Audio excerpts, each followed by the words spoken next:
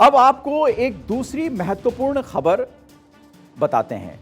दुर्गा, काली, चंडी, लक्ष्मी, सरस्वती, न जाने कितनी देवी शक्ति जिनकी पूजा शक्ति, धन और विद्या के लिए हम दिन रात करते हैं, यानी नारी शक्ति की पूजा। और कहते हैं नारी तु नारायणी, यत्र नार्यस्तु पूज्यन्ते रम्यन्ते तत्र देवता, यत्रास्तु न पूज्यन्ते सर्वास्त्र फला क्रिया। ये मनुस्मृति की पंक्तियां हैं और जाहिर सी बात है भारत में किस तरह नारियों को सम्मान दिया जाता है उसका एहसास आपको इन पंक्तियों से हो गया होगा। जी हां, अब बात उस खबर की जिसे सुनकर हर भारतीय को गर्व होगा और नारी शक्ति पर फख्र होगा। महिलाएं फ्रंट लाइन पर दुश्मन से लोहा लेने के लिए तैयार हैं। देश को पहली बार पश्चिमी और पूर्वी सीमाओं के अग्रिम मोर्चे के लिए महिला सैन्य अधिकारी मिलने वाली है। ये महिला अधिकारी सेना की लड़ाकू पलटनों की कमान संभालती नजर आएंगी।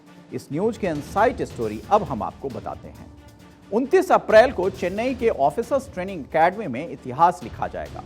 प्रशिक्षण पूरा करने के बाद आर्टिलरी तोपखाना रेजिमेंट की महिला अधिकारियों का पहला बैच पास आउट होगा। सैन्य युद्ध कौशल और रणनीति का प्रशिक्षण पूरा करने वाली इन महिला सैन्य अधिकारियों को सेना जल्द ही बॉर्डर के अग्रिम मोर्चों पर अपनी प्रमुख लड़ाकू सहायता इकाई आर्टिलरी डिवीजन पे तैनात करेगी, यानी बहुत महत्वपूर्ण तैनाती होगी। ये आर्टिलरी रेजिमेंट में महिला अफसरों की तैनाती ऐतिहासिक कदम माना जा रहा है। सेना में लैंगिक समानता का लक्ष्य हासिल करने की दिशा में यह मील का पत्थर भी साबित होगा।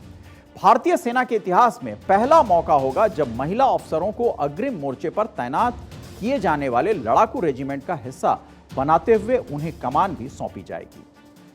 सेना में महिलाओं को बराबरी का मौका देने के उद्देश्य से महिला अधिकारियों को उनके पुरुष समकक्षों के बराबर ही अब स्थायी कमीशन मिलना शुरू हो गया है और इसकी वजह से महिला सैन्य अधिकारी भी सेना में पुरुषों के समान चुनौतीपूर्ण नेतृत्व की भूमिका निभाने के लिए तैयार हो रही है।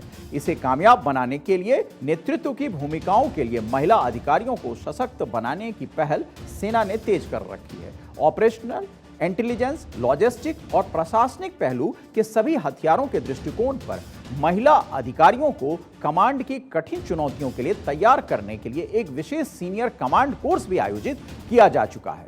अभी तक सेना के engineers corps, arms, air defence, army, aviation, signals corps, electronics and mechanical engineers, intelligence corps, army service corps, army coordination ordnance corps, army educational corps, जज, advocate general, department, medical corps, army dental corps और military nursing service में महिलाओं के लिए आरक्षित एक विशेष cadre है। लेकिन सेना के अग्रिम युद्धक इकाइयों में महिलाओं के लिए रास्ता नहीं खुला था।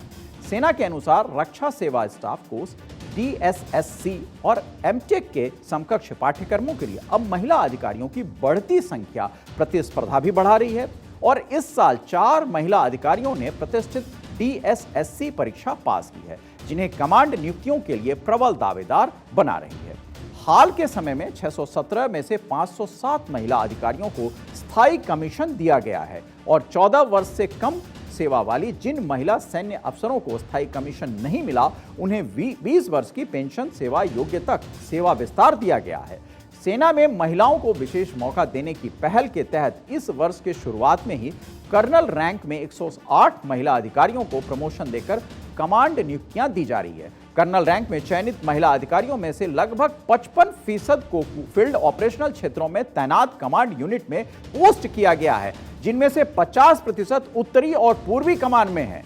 महिला अफसरों को सेना आने वाले समय में ब्रिगेडियर के रूप में प्रमोशन भी देगी। इसके लिए 2009 के बाद के सभी बैचों के लिए एक common gender neutral colonel selection board बनाया जाएगा और ब्रिगेडियर के रूप में चयन के लिए महिला अधिकारियों को पुरुष सहपाठियों के साथ तत्काल प्रभाव से विचार किया जाएगा। तो ये महत्वपूर्ण चीज है। अभी सेना में महिला अधिकारियों की संख्या army medical corps, army dental core और मिलिट्री नर्सिंग सर्विस में 6993 है। अन्य रैंक में 100 अगर कुल संख्या की बात करें तो ये 7093 हो जाती हैं। बता दें कि राष्ट्रीय रक्षा अकादमी यानी एनडीए ने महिलाओं के लिए जुलाई 2022 में प्रवेश के रास्ते खोले थे।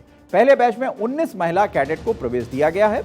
इसके साथ ही remount and veterinary corps RVC में 1 मार्च 2023 को महिला अधिकारियों की नियुक्ति भी की मंजूरी दी गई। आरवीसी के 20 अधिकारियों में से 4 महिलाएं हैं, यानी अब भारत की जो सेना है और भारतीय सेना की टुकड़ी जो सरहद पर दुश्मनों के दांत को खट्टे करती है, उनको एक और नया बल मिलेगा, यानी नारी शक्ति। और वो शक्ति जिसने प्राचीन काल से अब तक जब जब सच्चाई और देश पर आँच आई, उस शक्ति ने बढ़ चढ़कर दुश्मनों का संहार किया है। और वो शक्ति अब दोनों पुरुष और महिला यानी नारी और नारायणी दोनों शक्तियां मिलकर दुश्मनों को चने चबाएगी।